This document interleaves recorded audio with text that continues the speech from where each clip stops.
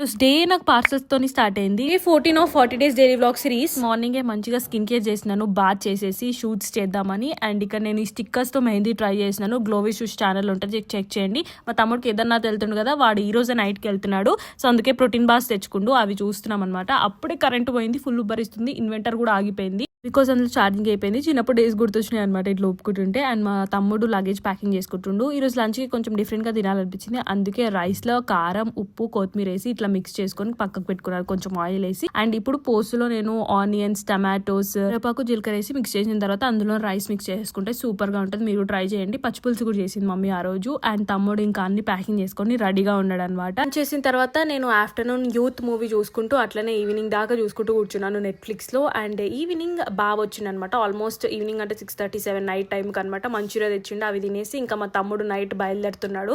కాలు మొక్కేసిండు, అందరికి బాగా చెప్పేసిండు. ఇంకా వాడిని ఎవరో డ్రాప్ చేయడానికి వస్తున్నారు వాళ్ళ ఫ్రెండ్ అంటే వెళ్ళి మాట్లాడుతున్నాడు అనమాట. ఇంకా వాడు వెళ్ళిపోయిండు, హ్యాపీ జర్నీ చెప్పేసి మేము కూడా తినేసి పడుకున్నాము. ఆల్సింది నెక్స్ట్ వీడియో గాయ్స్, బాయ్.